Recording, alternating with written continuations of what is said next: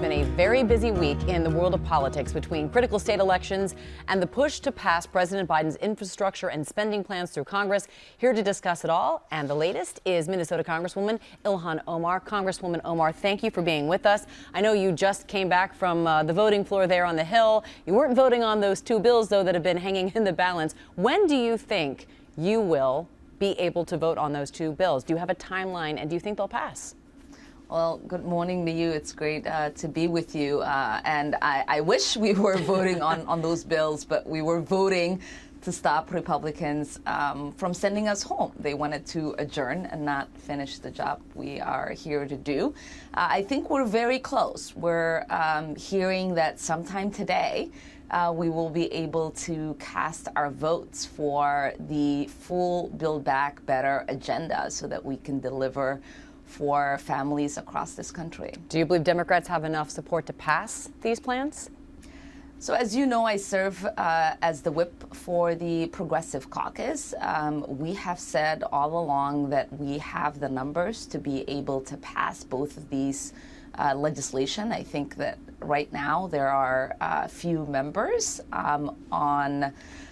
our caucus that are raising some concerns, and the Speaker and the White House are working through some of those concerns. So I am optimistic that we will get everybody on board and get these two pieces of legislation done.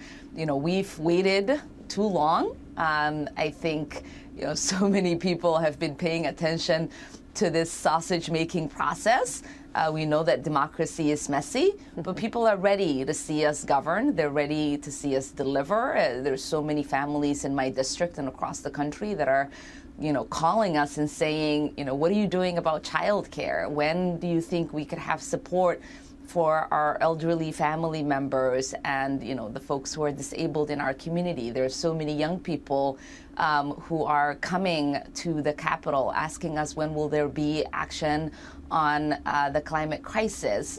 So there's just a lot on the line for so many people that we represent, and we are working diligently to move with the urgency that is necessary to get this done. And speaking to some of those requests from families in your district, Democrats have put paid family and medical leave back into the spending bill, despite some opposition from moderate Democrats, specifically Senator Joe Manchin. You've said this, quote, I'm going to quote you here: "The irony of a man who has all the resources available to him isn't lost on me, and it isn't lost on the millions of American women who desperately want this benefit." How confident are you at the end of the day that paid leave will be in the final bill? I am as confident as I am in the people who have been advocating for this, who've been able to make sure this stays in. As you know, it was taken out due to the request of the senator that you just mentioned. And, we now have it in because so many families across this country have called in to their members of Congress. So many of us have spent lots of sleepless nights thinking about what we can do, and now we will have something to offer in paid family leave.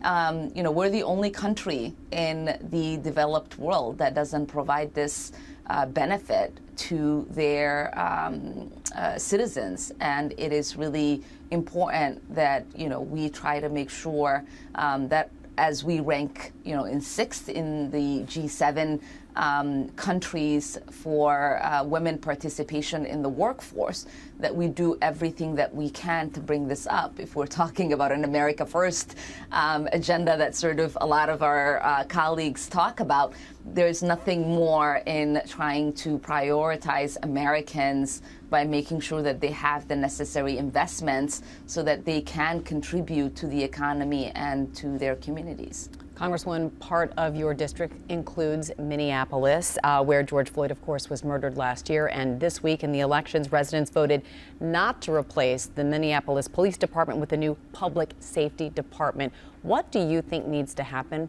in police reform in your district? So as you know, the mayor who won re-election had already promised that absence of the amendment passing, that he was going to do the work of expanding public safety and creating that public safety department that we were all fighting for in that amendment. And we now have to make sure he lives up to that promise and that the necessary reforms take place so that everyone in our communities feels safe from violence that is within the community and violence that we experience from police officers who are sworn to protect and serve. Do you think the name matters, the label matters, what we're calling the police, or is it what's within the police department? Were you disappointed at what happened in your district in terms of the voting? What matters, I think, to a lot of our constituents, especially as you know, in the area where George Floyd was killed, the community unanimously voted in favor of the amendment. What people are looking for is an expanded expression of what it means to be safe.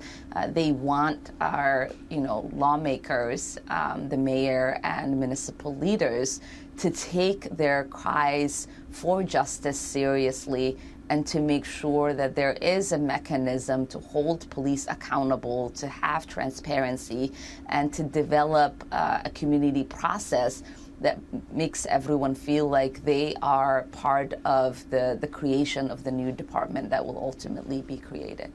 Minnesota Congresswoman Ilhan Omar, we know you are very busy. We appreciate the pause you took in your day job to come talk with us today. And thank you for being on the program. Thank you for having me. Well, hey there, GMA fans. Robin Roberts here. Thanks for checking out our YouTube channel. Lots of great stuff here. So go on, click the subscribe button right over here to get more of awesome videos and content from GMA every day, anytime. We thank you for watching, and we'll see you in the morning on GMA.